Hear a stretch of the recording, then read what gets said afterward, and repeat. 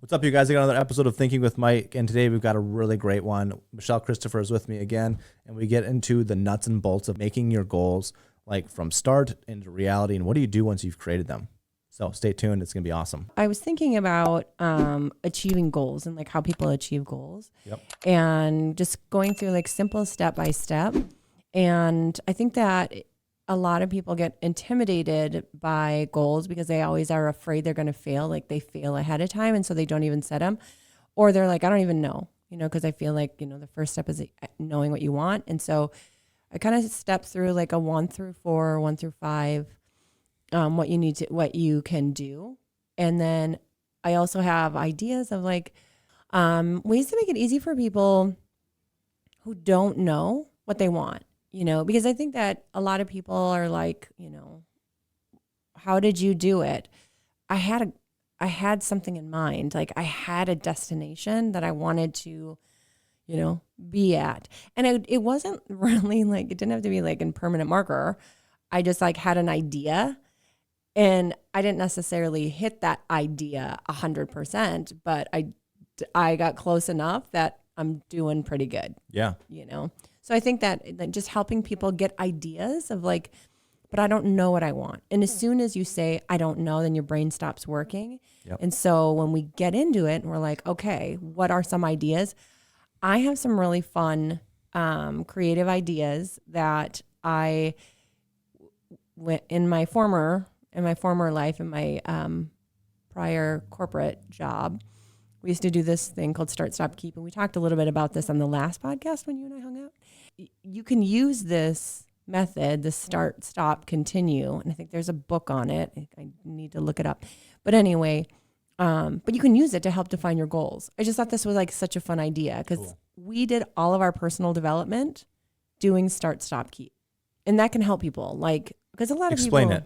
Well, like, so START, everybody knows START because most goals are START goals. Like I am here. I want to get to there, so Yep. I want to make $1 million. I want to lose 15 pounds. I want to blah, blah, blah.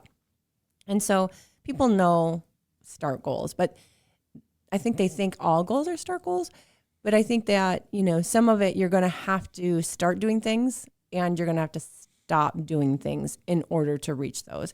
And that's why it's really helpful because it gets more into habits. Yeah. And you create who you need to be in order to get to that place and be able to receive it and consume, Totally. that lifestyle. So that's why I think it's so cool to have Start, Stop, so that you can do that. Keep is you're doing things today that are making you successful. You are doing things today that are setting you up for success and setting you up for the things that you want. And you should get credit for that. Because I think, like maybe you set goals last year or a couple of years ago, and then now they're just habits. But you got to give yourself credit for those. Otherwise, it just feels like all we're doing is working and changing. And sometimes, there's parts of you that are just okay. We don't have to change everything. Like, let's not throw the baby out with the bathwater. Yep. So that's keep to me. So real quickly going through this, like the Start, Stop, Keep, everybody starts, right? Constantly, right? That's why everything goes crazy around New Year's, right? Yeah. Stopping is not like what people think. You don't stop the start. That's the stopping the other things around you. What I've realized in my life, the most tricky thing about stopping doing things that you used to do is that they fall underneath the veil of things you're supposed to do from the broader perspective of like the world around you. Real estate for perspective. When I was really scaling, I started stepping away from most of my showings. And I got a ton of kickback on that because it's all the supposed to be's. And people have relied on you to do the supposed to be's. And the difficult part about stopping was that nobody around you wants to see you elevate and stop doing the things that have them stuck in the mud, which is really interesting. And then the keep, that's where the boring comes in, right? The things that are actually working, the things that you are getting close to mastery. And I say close to because you never master anything completely, right? Right. It's always that journey. But it gets boring. It becomes mundane. It becomes like breathing to you. Yeah. Yeah. And you have to celebrate it. Otherwise it does, and then those habits that are moving you forward, that are, keeping you in a slow tick successful, if you don't celebrate those and you start pulling back on those while you're working on this other stuff and you don't acknowledge yourself and the work that you're doing with those keep goals, then those can slough to the side, which could put you back. So it's important to celebrate those keeps as well. Yep. You want that motivation. This is just me like how many things did you actually start? Probably not that many, right? In like accomplishing mine. Just like if you're just thinking broadly speaking, like you should be slow to starting things, right? That's a good question. I think that's where you really need to define what you want to do, because I think that would answer that question. There's a lot of things that I know that for me, I think one of the things that just came up when you said that was, I don't know if I had to like start doing a lot of things as much as like I got curious. So I think I started to get curious. I stopped saying I can't. Oh, that's not for me. Oh, that's for other people. Oh, my history, my how I was raised, my social status, my all of that are reasons why I can't. So I think I stopped I can't, and I started going, if I could, what would it look like? And then I started doing things. So then I started researching, I started talking to people out of curiosity. Got it. Okay, so got a little off the trail. So like the whole point of like the grand scheme of things here is like I would love to know like so if somebody is kind of just ready to get started, how do you get them set on the trajectory of their goals? Well, we first start off with asking them, like, number one is know what you want. Okay. And it is surprising to me that people know that they want something, but they don't know what it is. And so that's why I was like the start, stop, keep, using that in my corporate life. This was something that we did. I've heard other people like use this to success. I just think it's a great idea. I've seen it in my 20 plus years using it in corporate America. I think it's a great way to start. Then once you get that defined and you know what you want, you also have to make sure it's measurable. Like there has to be an accountability into this. And that's where I think people get scared and they're just like, but if I fail, I just don't want to. Like I don't want it to be. If I kind of make it mushy, then I can silently give up on it. I can just silently fail and just not do it. Yep. But if it's measurable, then like you have an end point to where you're shooting towards. And again, even if you don't hit that end, like who you are, like who you become on that journey is so important. Like that's the person that you need to be to get to whatever that next place is. So you might find that the goal that you defined today and you're on your way, it changes. Oh yeah. Over time. Like I'm not going to do that goal. You may never hit the goal that you initially intended to hit. It just changes because you change, grow, mature. You have more knowledge. You have more wisdom. You have failures that you've learned from. I mean, there's so many great stuff. I think people, broadly speaking, as they're getting started in business or entrepreneurship or corporate world or wherever, they have a really hard time measuring the right thing. And when you measure the wrong thing, which is typically like the ultimate goal, right there, they measure like how far you are in your goal. They get off track and they get swamped by that because they can't get the stick to move. But if you drill down, I've noticed, 5, 6, 10 spots down, you'll find the action that's measurable.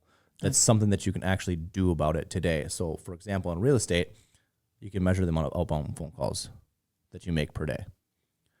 And that's something that you can actually measure, that you actually have control over on exactly today. You can wake up, I'm going to make this many phone calls, and that's something that you can do that will trickle up and move the big stick. Then you measure the outcomes of those calls later? So yeah, the goal is to, if you make enough phone calls, that will lead to X, Y, and Z on average, and then the X, Y, and Z leads to this, and then there's revenue way down line. So the measurements that we're taking is like the actual actions that we're taking. Are you making enough phone calls? Yes, making enough phone calls. Is that leading to X, Y, and Z? No, then you can break it down and then you can measure how you're actually making those phone calls. So if you're not hitting your metrics and you're not converting at a high, then you can actually point to problems, you can point to success, you can point to the keeps that you can say. Yeah. Right. So that's interesting that you talk about that example, because I think that can get really mundane. And this is like why I think the second step in your goals, like after you have that measurable goal, like I'm going to make 10 calls a day or whatever that number is. The second step is really talking about your why.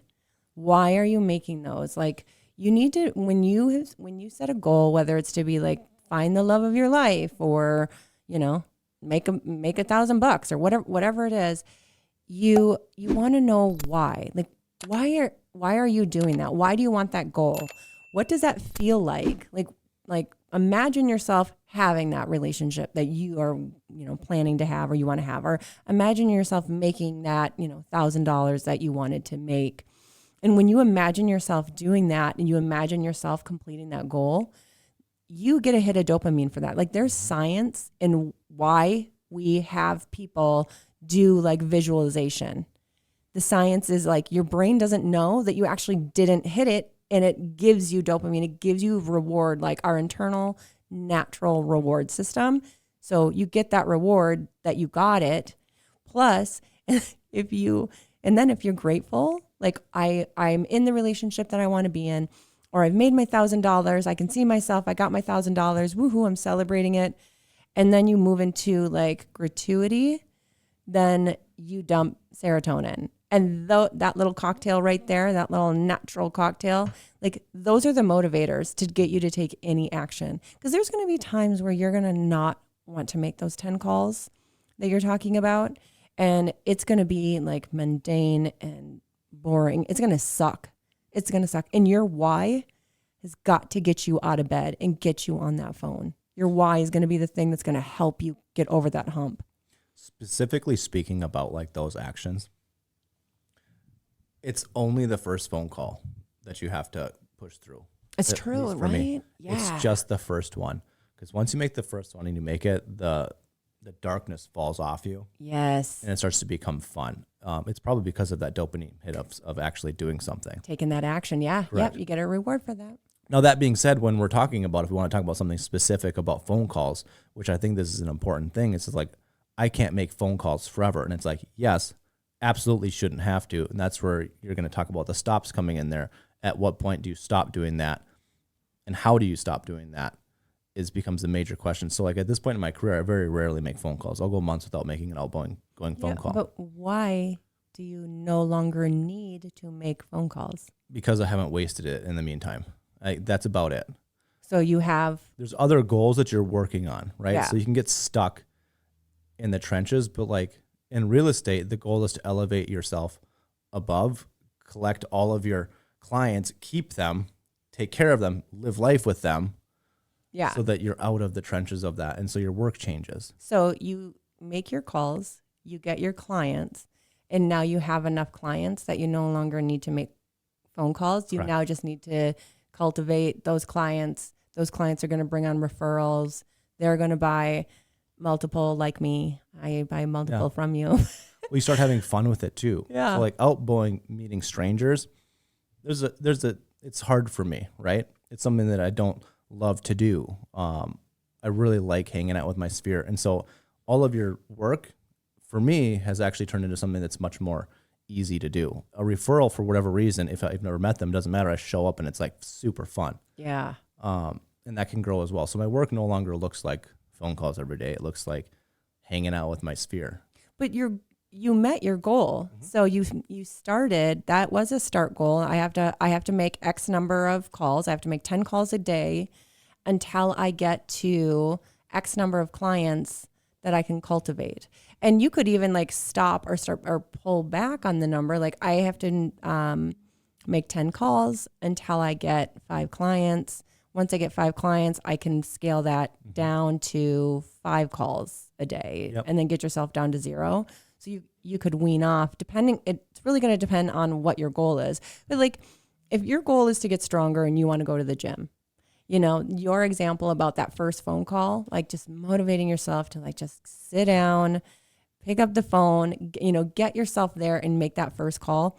It's no different than like getting your butt up and getting to the gym. Like when you're there and you're like, you start your workout, like it's like, but that falls off. Like you said, that darkness falls off and then you get motivated. And when you're done with it, you feel so good that you've accomplished what you said you were going to do. Yeah. It also builds self-confidence and self-esteem because when you tell yourself you're going to do something and you actually do it, it's no different than losing trust in like a friend who says, oh, I'm going to be there at noon and, they're 10 minutes late every single time. Like, Yep. know that they're not going to be there. Like, so if you need them to be there at noon, you're like, we need to be there. We need to be here at 11:45, Yeah. because you just trust that they're going to be late. Yes. So if you don't do what you say that you're going to do, you get to the point where you don't trust yourself. So every time that you make those 10 calls, you build self-trust, self-confidence, and self-esteem. Yep. Not trusting yourself, I think, is one of the biggest problems that we all have, by the way, right? We're all dumpster fires. So that's the way it is. But like when you authentically lose trust in yourself about the big pieces in your life, like that's rough to work through. It is. And that's how you build it back, though. You build the trust by making commitments and delivering on them. Yep. But you have that within yourself, too. Totally. So people don't understand that. And we're really good at forgiving ourselves as well. Well, I've become good at that. Okay. I was going to say some people. I have clients that we're still working on grace and all that for themselves. I guess you get beat up in the residential real estate space for 10 years, you better get good at it. Otherwise you're dead. Oh, I would. Yeah, I would imagine you got to have some tough skin on that one. Totally. It just becomes into like apathy to being. Yeah. Which I think is just as good in that regard. Good. Yep. Good. Okay. So we've kind of gone through, you got to have a goal in mind. The action to start to get there. What do you do once you've hit your goal? Well, before you hit your goal, there's a couple steps I think we need to talk about, because I think another thing that people get really intimidated by is the size of their goal. So like if you set a goal and if you don't have like a visceral reaction to it, you probably didn't set it high enough. Like it's not outside your comfort zone enough. And I think people get really scared when they commit to a goal, they define a goal and they commit to it. And it is scary. And this is where we start to break it down. And it's a whole like statement. You can, how do you eat an elephant? It's like one bite at a time. That's what it's like for goals. And so when you have this big goal, start breaking it down into consumable pieces so it doesn't look like this huge, scary thing. And then those pieces, put those in your calendar, because it's those small steps that turn into big outcomes. All those tasks, but put them in your calendar, because it's really important to celebrate those as well. So like you can do a couple things today, like, I'm going to do 10 calls 3 times a week. And so just put in your calendar on Tuesday, Wednesday, Thursday, and then you can have fun Friday and not have to worry your calls are done. Yeah. By the way, having a spouse in line with that kind of stuff is life-changing, by the way. It's crazy. Does she support you and yeah. Does she force you? No. Does she motivate you? Not necessarily, but she gives me space to do so. So I don't operate under a blanket of guilt, which I think is really toxic around here. So there's just that understanding of like, if I'm gone doing something, like she's with me. Yeah. And that's really cool. So yeah, she's not my biggest champion. She doesn't check in with me to see how it's going or whatever. Yeah. But it's a matter of just like, I have the space to do so. That is really, I would imagine that would probably feel like so.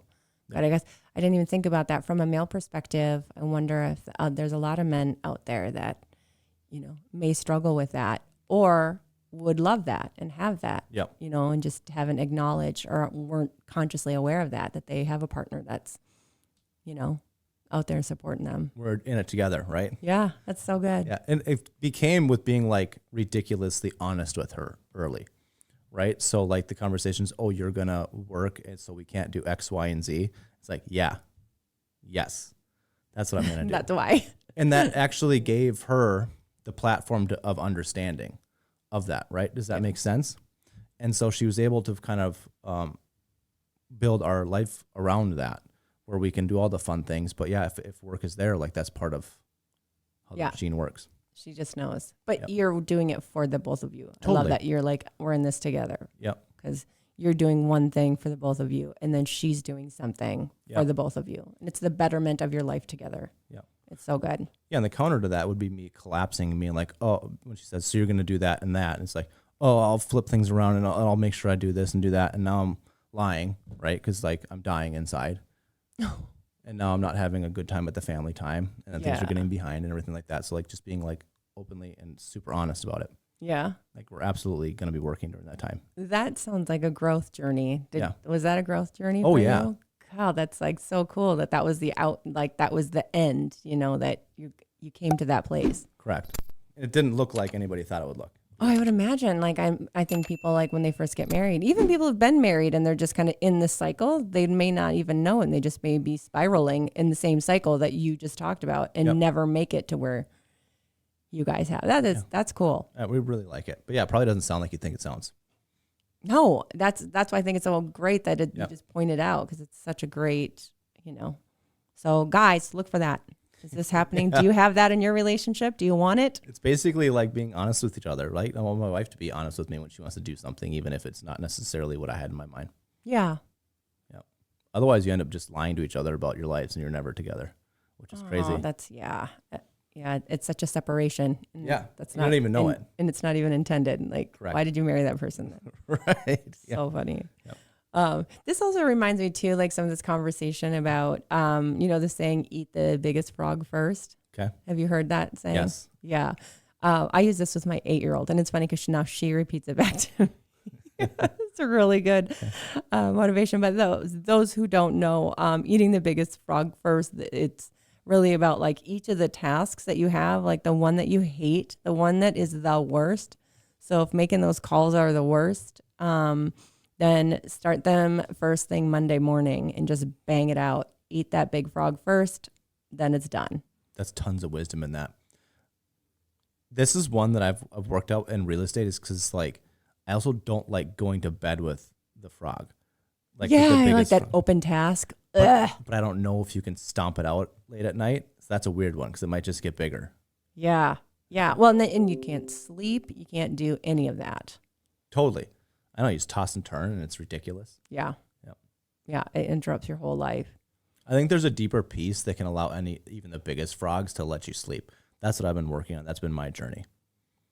Well, that's where like break it down into consumable pieces, because if it's too big to consume in a day, then break it down and put it on your calendar. This gives people so much peace, because it's like, I know that I need to do these things, and I know that I've allowed myself the time to do it on Tuesday. Yeah. So if it's Monday, I don't have to worry about it. So like today is Wednesday, and I have my I have my calendar, and I have my tasks that I have things I have to complete I have deadlines this week, and I know that I've allotted time. I have a flight tonight, so I'm going to have a good 2 hours uninterrupted. So I'll do a couple of them during my flight, and then I'll do the rest of them tomorrow. And I don't have to stress about it. I can move that to the side. So I'm not taking it to bed with me. Yep. That would suck. So it does offer peace when you have those tasks documented and then write them in your calendar, because then you don't have to remember them. If you keep them in your brain, it takes up space, and it's like a slow burn. It sits in your brain. It causes burnout. It causes exhaustion, because you're just holding that in your brain, because you have to remember it. But as soon as you write it down, you get it out of your brain. It gives you that space. You get more mental space. So I missed a listing appointment, straight up spaced it out about 8 years ago. So I was 2 years in the business, and I just forgot about a listing appointment, which if you're in the business of real estate, a listing appointment, you might get 30 to 50 shots a year. So missing, like, at that time, I might only get 15 shots, right? Yeah. So I'm missing 10 to 15% of my annual year by missing that.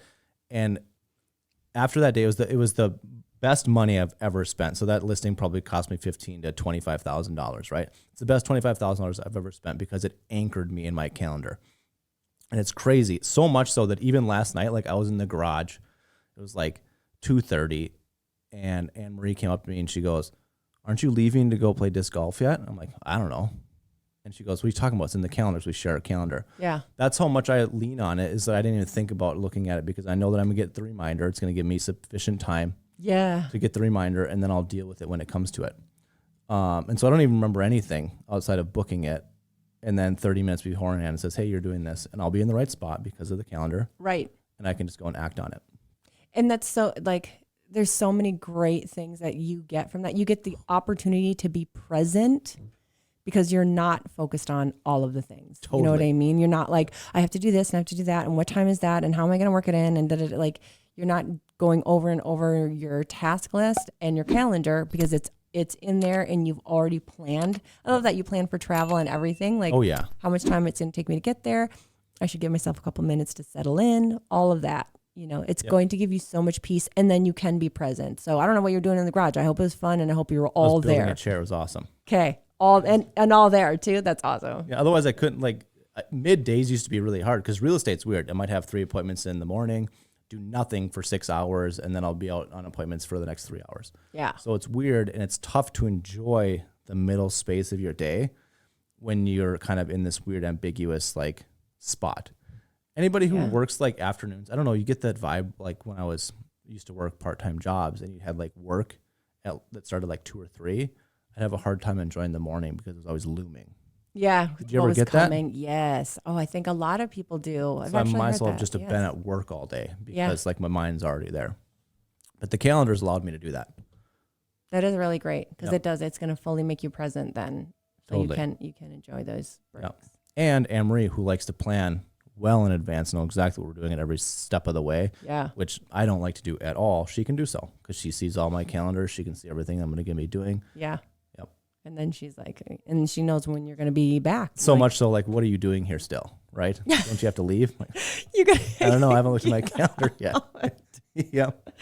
She's like, it's my turn to have the garage. Exactly. It's absolutely. She relies on it. This space. Yeah.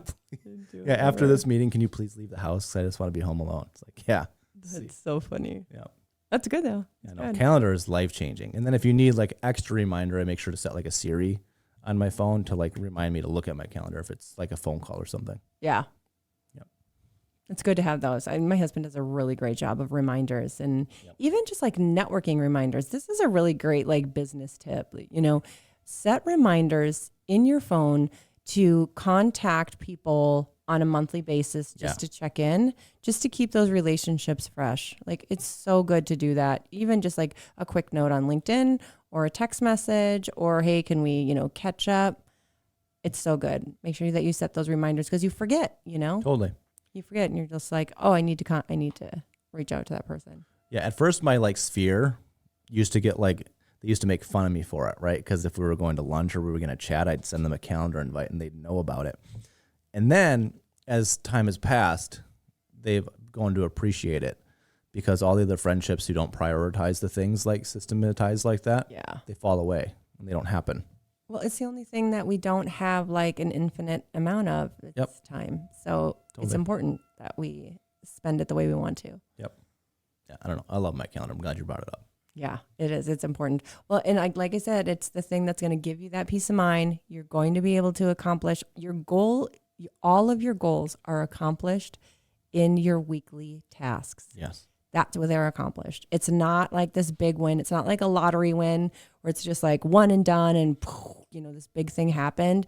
It's in those weekly habits that you set off. That also means that if you have a rough week and you don't eat those big frogs and you don't tackle that, it's okay. Yeah. It's okay. Like you don't throw the whole thing away. You just move them to the next week. Now, does that impact your timeline? Yeah, it could potentially impact your timeline. Or maybe you learn something and you become more efficient later and you make it up, but you don't ever stop. You know what I mean? It doesn't ever like end.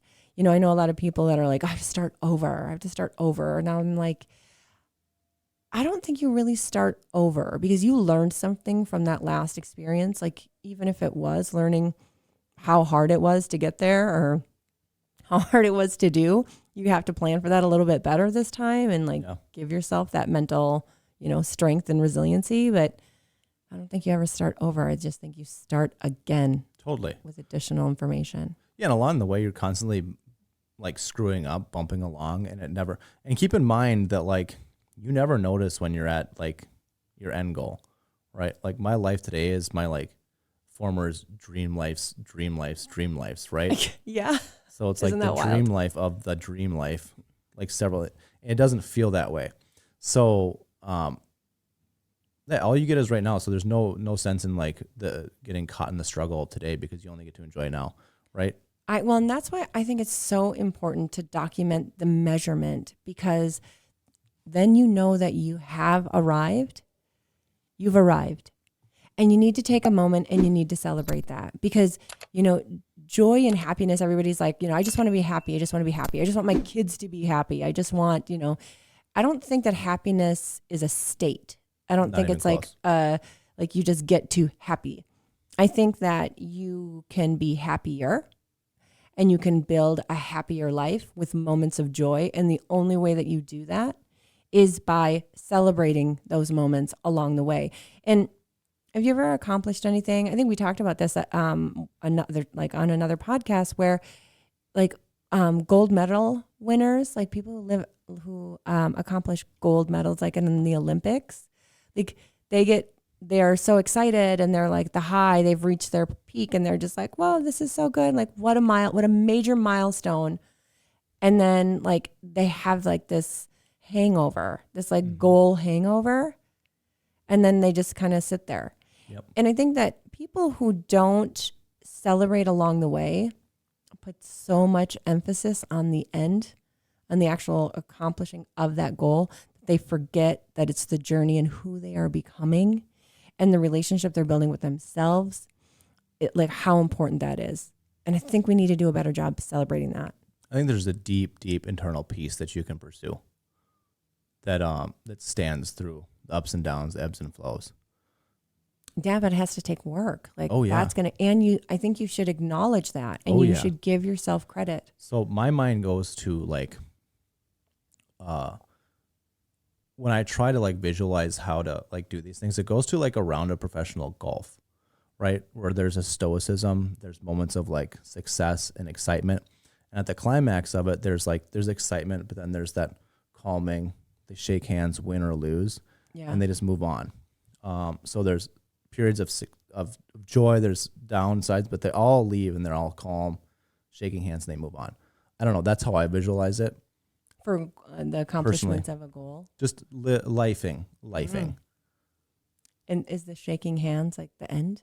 No, I think that's just like, I heard a long time ago, anybody can win well, but it takes a true expert to lose well. Yeah. And so at the end, and I don't think anybody does it better than golf, right? You can be at the end and you can, lip out and they take off their hat and they shake hands. And they do so with grace. And I think that's really cool. So like, that's why I brought up the shaking hands part of that. Yeah. So even in like the downside. When you're in a competition. Okay. Yeah. When you lose. People think that you give up your fierce competitiveness by losing well. And I just reject that. I agree. I absolutely reject that. No, I think that you're just like a good human. You know how much like wisdom and depth of like personality it takes to be able to like lose well, like authentically lose well. Yeah. I'm not there yet, but like people who can do that, like, wow, that's admirable. Yeah. Sorry, it was me. Sorry, I'm like, we'll have so many little bells and whistles going off. We had it's the first weekend it's the first Wednesday of the month. So we had the tornado. Oh yeah. We got the computer going off. Like, this is live. It's happening. By the way, it's not why I don't wear watches anymore. I love watches, love wearing them. Yeah. But I couldn't handle the vibrate because it wouldn't let me away from my life. Did you watch that? There's like there's a show on, I want to say it's like Netflix or something, where it talks about like all of the notifications and what it's doing to our lives. It's running our lives. Yep. So like you get a notification of like a store or something and you weren't thinking about that store. And like now that notification is bringing that store to your, in the front of your brain, or you're getting a notification for an email. It's completely messing up our ability to focus. And like our attention spans, like they're shrinking. Yep. So, I live in I live in the world of like needing to pick up my phone, needing to get back to people immediately all the time, right? A lot of like, I'd say that 20% of my business overall, like given the last decade, has been me just being quicker to responding. And at this point, I literally, if you have an iPhone, I click the thing, it's always on mute. It's almost always on mute. Yeah. How do you know when people you are very responsive. Yep. Always. I don't know. My mind just does it for me. I check my calendar. But how do you know, like, if I text you and I'm like, hey, look at this place. Yeah. So I get back to you quite quickly. That's what I'm saying. But how do Yep. you do that if you don't even notice? Like, you're like, ESP, like, I Michelle's guess contacting me. I'm like more reactive without the notifications and the thing buzzing on me all the time. Yeah. Those started to flow just in the way that it was all the time. So you just kind of embedded it in your life. Like during Yep. these hours, this is my, Yeah. And I allow like very small notifications. So when I go to my phone every 15, 20, 30 minutes, I'll look at it and I'll have a very specific amount of notifications that I'll just attend to. yeah. Yep. And then you just go in and just bang them out. Ding, ding, ding. Yeah. And if we're actively like searching, I'm going to my computer, stepping it, 3 to 6 times a day. And I'm looking at the list of houses that are hitting. And so like, as I filter through that and as I'm shopping for you, that'll trigger me to touch base and look with you. Yeah. That's really cool, Yeah. by the way. I like getting those like yesterday. Totally. It's like, dang, I wish I could have worked that in. I tried so hard. I know. That was a tough one. tried Although I so don't think it's hard. as good as it looks. The wholesale numbers always look better than they are. Yeah. I don't know. Yeah. Still, I'd like to redo something. I love the before and after. So I know. That's a nice little presentation. Anyways, I'm saying that's a possibility and that's out there. Most of my life is lived that way. yeah, that's interesting. We should figure out what that Netflix, I swear it's a Netflix like documentary, some Probably. sort of documentary about turning off your notifications because it's killing your mental health. It's Yep. not great. Okay. Next step in goals. Go get them. So this is something that I wanted to add. I've been thinking about when I started. So like I treaded water until Anne-Marie and I got married, and I kind of hammered down on why I treaded water. So when we got married, we'd been married for, I don't know, 2 or 3 months. I, for the first time in my entire life, sat down. I built my own spreadsheet out, and it had my net worth on it for the first time. It broke down everything. And it's the first time that I stared into reality. I'd been making 6 figures, and I'd been anchoring like it's okay in like the monthly income and not the broader picture of what was going on. Yeah. And I actually looked at it and I went, oh my God, I think my net worth was like minus 120 or minus 90,000. And I was like, what do you mean? Like, what do you mean? And so like I had like, it took bravery to actually look at the picture. Did you own a house? Yep. Yeah. Owned a house. We had, Well, and people think, we had all I the own a stuff. house. I have money. It's like, Yep. no, you don't own the house. Yeah, I had- Otherwise, you wouldn't be making payments on it. I had all the things that I thought made sense. So, 6 figures, it wasn't in multiple 6 figures yet, but 6 figures, had a house, we had cars, and I had like $25,000 in the bank. So those are all the things that I thought. Which is great. I mean, having But a when- little But when I cushion. layered in all the other debts, I was like, oh my God. Oh, we like were- credit cards and this and There's that. credit and all cards, that. student loans, there was car debt, there's all that Yes. bullshit that just anchors you down. And so like my step 1 in my goal setting was having the balls to like actually look at where I was at. Yeah. Yep. Yeah, and by the next year and a half, and that skyrocketed me. That was my first multiple 6-figure year in real estate, and we actually did something with it because we had something to work on and look at. And it was a year later, and we were in a positive net worth. Isn't that just wild though? That I'm sure that there's a lot of people that are just kind of coasting. They're like, it's good enough. Life is good enough. Yep. But what if it wasn't just good enough? Like, what if it was so good? Yeah. What if it's supposed to be so good? Yep. Extraordinarily amazing, Totally. not just good And enough. by the way, there is a deep relief in that. There's a deep relief in that you can't explain to people. Well, that's so funny because I feel like people spend time thinking about being humble. And so like everything that you just laid out, so many people are living their lives exactly the way that you said that you were. And they're just like, it's good enough. I don't want to take up space. I don't want to ask for anything more. But what if you're supposed to?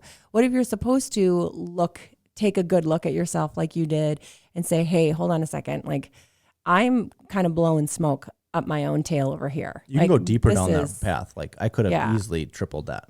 Yeah, People do totally. Well, and like you said, you were just kind of living this like you thought you were living the life. You thought you were living the life, and then when you looked at the numbers, you were like, "This isn't the life I want. Yep. I actually want to own something." Correct.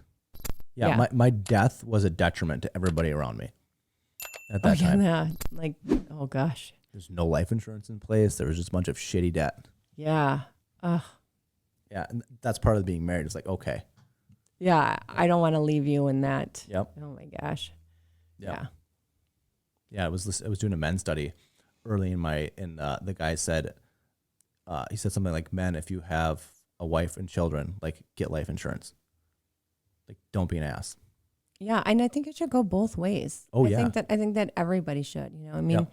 God forbid anything happen, but that's what insurance is for, Totally. or exactly that. Because I know if Anne-Marie exits prematurely, I'm wiped. So like there's gonna need to be something there for me to stick around. Yeah, So, yeah, so we have a policy in place for her too.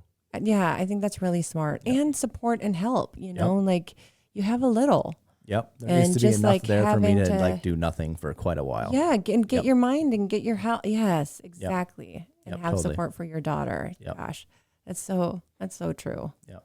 So yeah, I think that's very, very important for everybody. Yeah, I agree. That just triggered like I'm like, ooh. By the way, the trust thing underway, but Oh, good. I'm- That's exactly what went off in my head. I was like, she talked me into maybe why we I do trust this have better than a ESV. will. Believe me, I heard you. Made a bunch of phone calls. It's going. Good. Yep. Good. Can we talk about trust for a minute? I thought that conversation was actually pretty good. That might be a little fun thing Yeah, to let's do it. share with people. This is not attorney advice. No, it Do is your own due not. diligence. Absolutely. Call your estate planner and ask them what they want to do. Yes. I'm just going to give you my story and what happened to me with two separate estate planning law offices. So we have a blended family. My husband and I have a blended family, and we learned like we should get a trust because a friend's parent passed away and they had to go through probate for the house. And it took years. It was like 2-something years. And their father had a will. So there was a will, but the will doesn't protect them. So the money that he did have that he gave them, most of it was like depleted in the whole probate situation. And it was just really sad. It was just sad. And so they were like, we went and got a trust. Like we went and got and I was like, what is this thing? So I went and got a trust for our family. And the trust initially was like just set up for all of us. And then when we pass away, this is how the distribution of our funds goes. And I thought that was really great. So I've been living this way for 10 years, however long it's been since we've had this. And then now that we're business owners and we have more assets, with real estate, I have the rental properties, we're restructuring, structuring our business and all that. And my new company looked at the trust and was like, this is really great, but here's how we do it. We do it a little bit different. And they set up the initial trust similar to how it was done, how it was originally done. And then at the time of death of one of the spouses, they then split it into 2 trusts, one for the kids and one for the spouse. And then that way, if the spouse, moves on or gets remarried, there isn't an impact to what the 2 of us have decided for our children. So That's a big difference, by the way. yeah, I mean, it is because people don't know this. And then like if he passes away, so like let's say I pass away first, and I think there's like a statistic out there that like 72% of men get remarried in like 18 months or something. Yeah. And so if he gets remarried, everything that I have worked for, everything that I wanted for my children now become him and his new wife. And if he passes away, then she can decide to do whatever she wants with the life that, Stephen and I have built.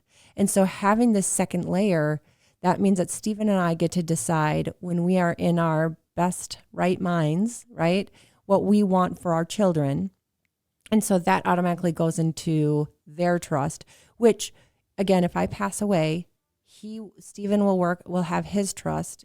There'll be money in the spouse trust and money in the children's trust. He has access to both, but in a new marriage relationship, the new spouse would only have access to, if he passed away, his new wife would only have access to what's in the spouse trust. She could not touch the child.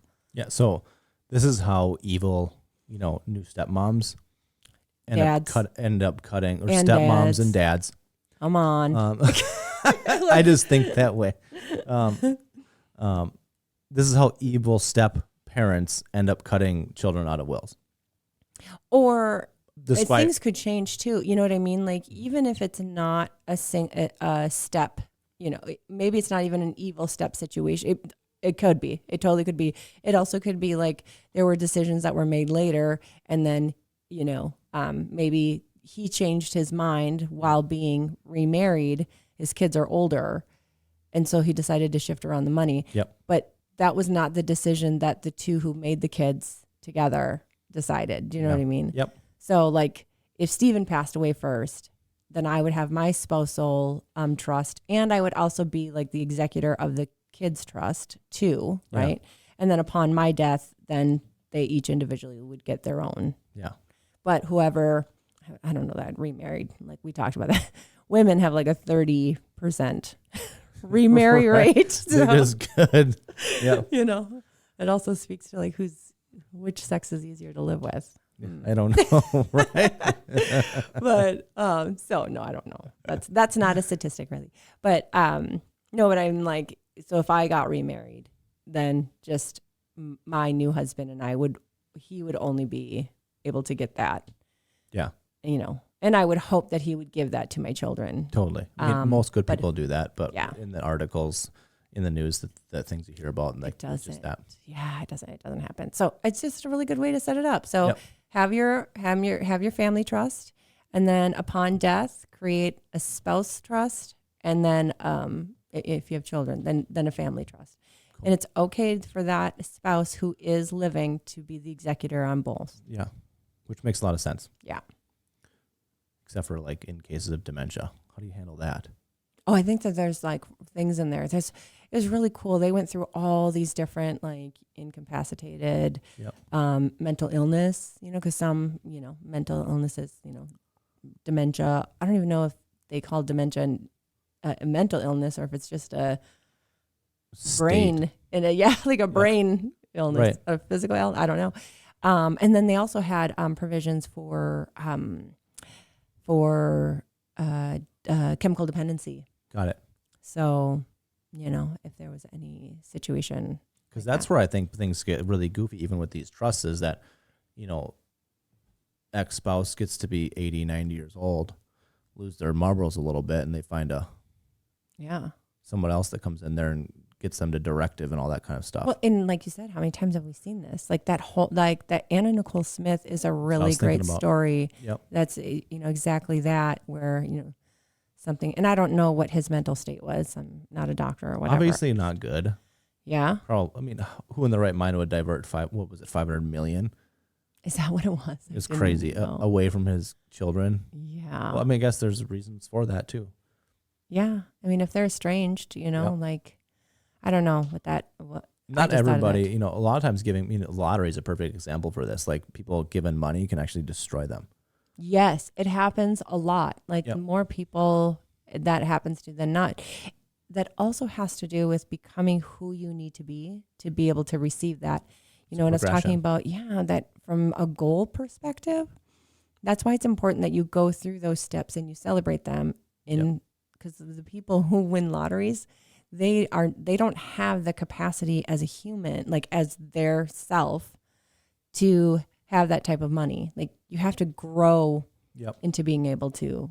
I heard a quote a long time ago, and it made so much sense. It said, most people don't want to be millionaires. They want to spend $1 million. And I was like, that's so true, because being a millionaire has nothing to do with just going and, you buy a $200K car, you buy the $500K house, and then you've got this and that left over for that. They just want to spend it. A millionaire, it's all dispersed into different assets and different stuff like that. And that's just the way it is. Oh, and I was like, I don't want to spend $1 million. Most people do, because they have an get idea it. of like what that money's going to go to. That's what they think. Okay, that makes sense then. So Yep. like when they are putting together the goal, I want to be a millionaire, they're really just spending the $1 million. Because if I had $1 million, I could get I that would do this, 250K that. car. I could get this. Got it. Yep. And they really would buy a $250K car and a $500,000 house. I just feel like 50% of your house should not be your car. Probably not. They probably will be living in that car soon. So maybe that's a good price. Yeah, I have a rather aggressive take on cars, and it's like very, very small portion of your portfolio Yeah. until like you can really pay cash for it without something else better to do. Oh my gosh. My dad was kind of like that. So my dad was a mechanic, Yeah. and he was like, don't you ever buy a first year anything. Like, don't ever buy anything off the lot. That's brand new. Don't ever buy, like, when they release new styles or new types, he's like, 3 to 5 years. Don't even touch that for 3 to 5 years. I think Elon is learning that with his trucks right now. So there's some things that go wrong. Yeah, they say they test them, but like until you get them out in the masses, then they get all the tests. Yeah, they just cannot reproduce. Yep. In these safe environments, what actual it's going to be happening. Yep. Is it? So I think that's kids opening and closing the doors and doing all the things that you do. Yes. Like good luck. Yeah, they can't reproduce everything. It's so funny. Yeah. So that's how I take on cars. And we have decent cars, but thought of getting new cars is like so far down the road. Yeah. Well, you don't get your money back out of those things. You just use them. No, that's a townhouse. That's a house. Yeah. Exactly. Yeah. Yep. Yeah. That's how I look at it too. Yep. So, and that was part of like when I looked at the spreadsheet, we paid our cards off. I think that was the first thing we did. And didn't go back? What? And didn't go back into debt? No. That's so good, because that's the lesson, right? None of our toys, cars, or anything like that they're all paid for fully. Yeah. We refuse to chase that. Yep. I did that. I remember, because I used to get a bonus every year, and I remember using my bonus it was a tax return first. I had a tax return every year, and then I moved into bonus eligible. And I remember using my tax returns every year to pay off my debt. And I'm like, what am I doing? I know. Like, I could do something so great with this money. And all I do is just like give it to American Express and MasterCard. Why am I doing that? Yeah. And Visa. Yep. Don't want to leave out, Visa. But. I think we make better spending decisions, at least we do. So like, we use credit cards to pay for stuff, but they get paid off as soon as possible, right? Yeah. So what is it, 1 or 2 days then until you can pay the thing off? And so we make really, really good. I think we make better financial decisions knowing that money is coming out of the checking account like now. Yeah. Yep. Because then you know that you have it. And that's the thing. So credit cards are such a mind. They mess with your mind because it's not the cash. And we're used to seeing money as cash, and like you can count it, and you can count it going away. Whether you swipe that thing for $300 or you swipe that thing for 13, it's still one swipe. Yep. You don't see that leaving. Yep. So I pay off my credit cards anywhere between 1 to 5 times per week. Really? Yep. That's how I make it real. Oh. Yep. 1 to 5 times per week. Oh yeah, that's part of my morning routine. Go in and pay. I click this, click that, and pay them. God, that's you. I'm kind of, my mind's kind of blown right now. So here's why. I'll get to that. So one, it makes really good decisions. It's the closest I can get to actually getting the points and stuff, which we spend a ton. So like it makes sense for us to do that. Yeah. But then it feels as close to spending cash as possible. And I also, what really got me to it is that how every credit card has the option to just pay the statement in full, and it does that for you. Yes. Those bastards, they'll let it build up twice, so you never zero out your balance when you auto pay it. And I was like, that's bullshit. What do you mean? So they'll rack up one statement, and then you'll cut a check for that statement balance, but at the same time, you're going to rack up another one. So if you go to pay in full only pays off the previous month's statement. Right. So you're always carrying a balance. But you don't pay interest on it. Oh yeah, that's how they get you. That's why I don't do it. It's because like, yeah, you're not paying interest, you're not doing that, but there's always a balance, and I don't like it. Oh, you don't want the balance. Just didn't like it. I didn't like the way it looked on my spreadsheet. Because there's still messing up my spreadsheet. Because there's still credit card. I get it. It's non-interest. I get it, but that's why Yeah. I can't convince anybody to agree with me on this. By the way, but I love it. Okay. Yeah. Yeah. I guess you're still at 0. Oh yeah. Because I'm like, why wouldn't you just do it at the end? Yeah. Sam had our company card set up that way, and like, nope, bye bye. What? We're at zeros now. So you go in and do the cards, or she has to I go do. and do the cards? Okay. Yep. So you go in and you hit everybody's card multiple times a week. Yeah. Yeah. Yep. What is your hourly rate? It's pretty sky high. Mm, If you were to break down like what I actually, it's probably between like, it's probably 600, 1500 of actual work. Yeah. Okay. Yeah. That's worth it. What? And that's worth it. Oh yeah. Okay. Big time. That's the clarity of my mind. Oh, well, okay. Then Yep. then it's worth it. That's not. Yep. Then that's money well spent. Yep. That's the whole planning. So like I update our net worth. Yeah. So I know exactly where we're at all the time. So our net worth is budgeted into our budget. Yeah. So like as I drop our commissions coming in, I also plop in our big expenses. So everything is like flowed out, and I know where our cash flow is going to be. So it's real. Yeah. And then as a part of that, I update all of our payments, cards, and everything like that. What would you tell people who are not not as disciplined as that, or if that sounds like overwhelming to somebody? How could somebody just like get started? So I don't. So I guess so. I enjoy it, so it doesn't seem overwhelming. You're also an advanced player, so it's you're my definitely morning advanced. routine, and I enjoy it. Right. So I get up before everybody, and I make coffee. I have an electrolyte drink. Always start your day with water. By the way, it changes everything. And then I sit down and I update our spreadsheets, and I just get an idea of what's going on with my life. Yeah. That includes my business, our finances, our budget, all that kind of stuff.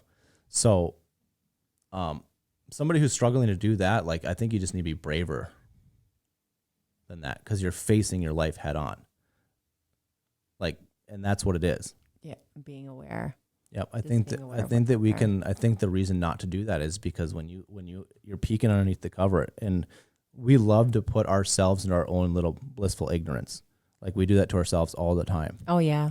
And and that's what it's all about, right? I'm looking at like what I have to plan today. I'm updating my calendar. That's when I look at it, right? I don't look at it the night before because I don't want it looming. I don't care. Yeah. I'll find out what I'm doing tomorrow morning.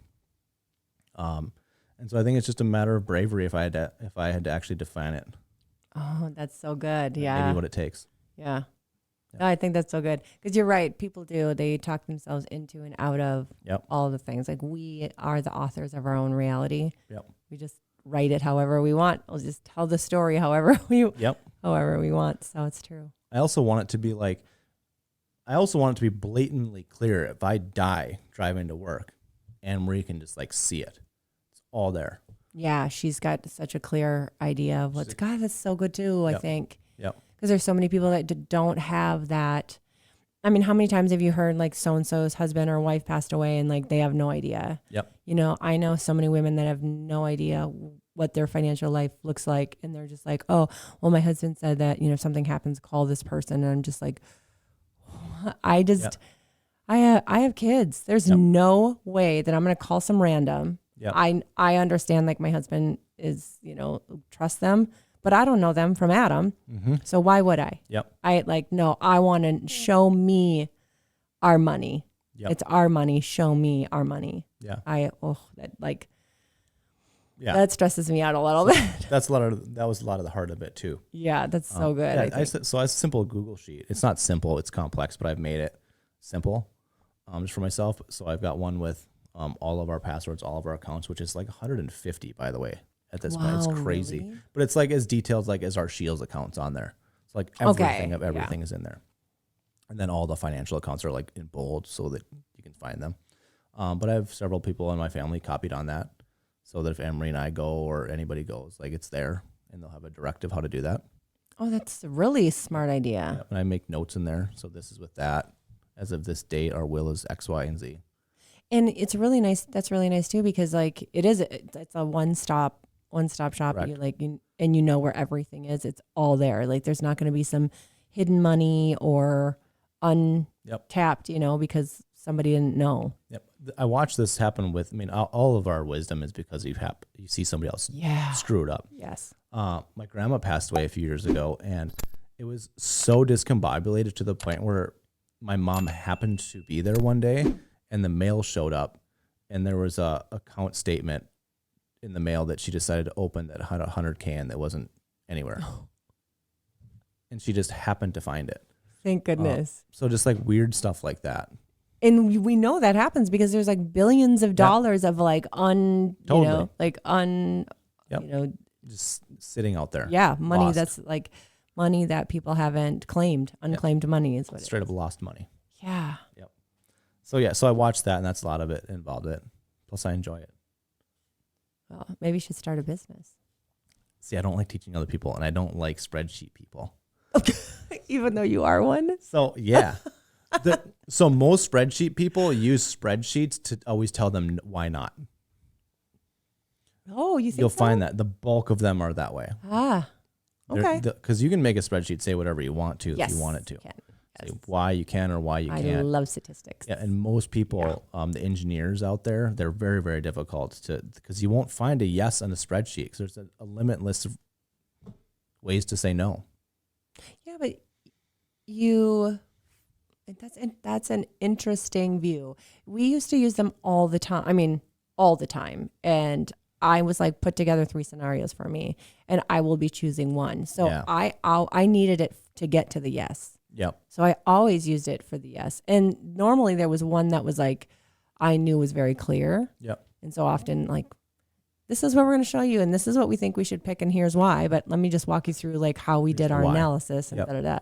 And the other 2, I guess, they're not necessarily no's. They're just, if we do, this is what the investment's going to be. This is what the outcome's going to be. And most of these people who use spreadsheets use them in business to make yes or no decisions. Maybe it's just the difference that it's not their money. It's corporate money. True. That could just be just a translation error there. And where do you see people saying no? Is it like in purchasing a home or something? Yeah, because they'll like run their statistics ridiculously and wildly to the downside. Oh, okay. And completely write off. Most people who are stuck in the spreadsheets are going to have robust checking accounts compared to the bulk of the world. And they're going to have high chance of like continuing to ladder up, right? Engineers, extremely high chance of laddering up through their lifestyle. And so they will only generally account for like increased costs over time, and they'll never account for anything of them like elevating personally themselves. Really? And so they'll run into issues that way. Is this just clients of yours? Like that you see? Okay. Yep. I'm like, where's your pool? Yeah, it's just a client pool. You can tell. It's a small percentage of people, but they know who they are. You know who they are. we talk very, very well together. Yeah. Yep. I was wondering more just because like working with them, they definitely have like a very specific way that they do, their life. Yep. I'm thinking about a few people that, like live out in this area because I worked with a lot of them over my career in technology, and just their brains are very structured, and they have things that are very structured, and they also know what can go wrong. Yeah. Because when it does, like it impacts them, in all aspects of their lives, like their time and staying up all night and fixing XYZ or whatever. So I could see some of that stereotype, but I was like, wow, what pool where are you hanging out with engineers, Mike? So houses is not all about a spreadsheet. It's not your housing, your actual place that you're going to put a roof over yourself or maybe your family. Is not all spreadsheets, okay? I think it's gut. It's a lot of gut. Oh my gosh. Now, of course, you need to mix it with a spreadsheet, right? Engineers. You have to be able to. Got to run the numbers. Yes. You have to be able to afford it. All of the problems can be solved by having a reasonable reserve set on the side that you can just use at will. And we know that things cost, things break. We know things break. And if you just plan for it, you're fine. 15,000 that is just sitting there will solve every problem all the time. Unless it is a cedar shake roof in a golf course gated community. Yep. Account for that. That That will not. is not 50,000. That Those are not 15,000. Right. But if you buy like a slate roof or that roof, like, of course, that number escalates Yes. sizably. Don't wait for the hailstorm. That's not a common, Yep. that's not a common issue. Correct. You need that's a 100 good- for that. Yeah, that's true. But if you're buying there, like, and you're buying a house that's you need to cedar roof, have that. Yeah. Yep. Or have a brand new roof installed with a warranty. Yeah, everything.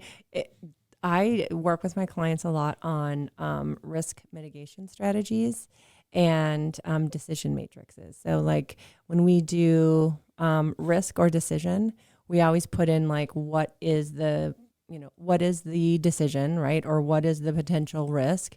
And then we put probability and impact. So like the impact might be high, but the probability that's going to happen might be low. Yeah. So like if the probability is low, and if you can say high, medium, low, you can use a percentage.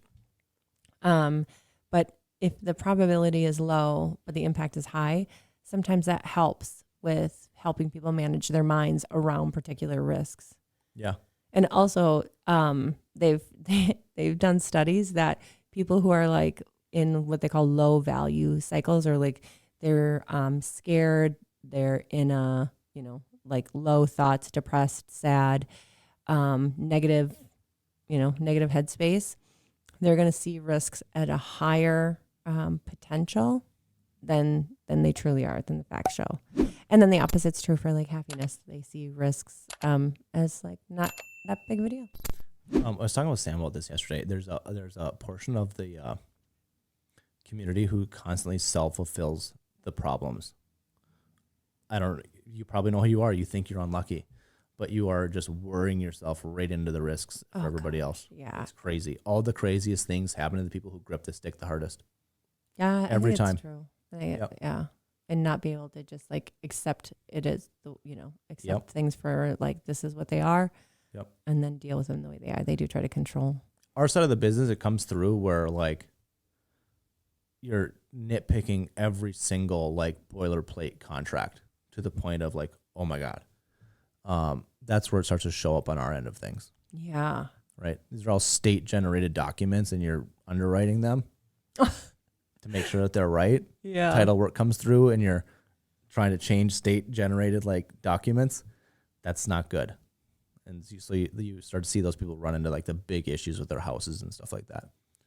Because they're hyper focusing on the whole thing, trying to protect themselves from everything at the same time. Oh my goodness. Like they almost become like the... And they're the ones who get unlucky all the time. Oh, Everything goes wrong. Yeah. Oh. Well, that's good to know then. So just let go. Most things are fine. Be breezy. Have a reserve. Just be breezy. Yeah, and being a real estate investor too, you get so like the rare things happen to you more often just because you're exposed to more. I know with my 5 houses, I'm almost always replacing something. I'm always a check for something. Yeah, same. But you know what else happens? I get multiple checks every month. They sure do. They come into my bank account. Tomorrow is actually my favorite day for accounting because all of my mortgages and notes get paid down. Yeah. And so I get to add, I think it's $4,500 goes to my net worth just by loan pay downs. It's one of my favorite days. Isn't it? Yeah. Yep. Yeah, that is so good. It's $50K a year, just awesome, just in mortgage like pay down. Yeah, like it feels so good. Yep. Feels so good. It's the Yeah. best. Yeah, I think that's the thing. That's, because people who want to invest, they always are, they get scared. And Yep. I'm like, I'm not scared of money. Money's supposed to come in and flow out. It's Yep. fluid. Have a separate account that's well funded, so when things break, it just comes out of that. It doesn't touch your personal. Yeah. And it just refills just in time for emptied Take again. another one. Yeah. Refills and emptied again. But you see mad gains on the appreciation and your loan pay down. I'm in that right now, actually, because I'm remodeling. Yep. So you're in this phase. Yes. Going down. Yeah. Like right now, my account looks great, but I just wrote my contractor a check yesterday. So pretty soon it's gonna. Yep. But when he's done with it, I still gotta show you these pictures. Well, Can't I wait. shouldn't. Didn't you see it? Because you're the one who. I bought that place sight unseen, Yeah. didn't I? I don't think you saw it. I didn't. No, I did a video tour. Yeah, I just trusted you. Yep. Who do I think I am? I don't know. A real estate investor? Maybe. Because I'm making money. Yep. I'm making money on it. So. All right. See you guys. This was a fun one. Thanks a lot, Michelle. All right. Thanks.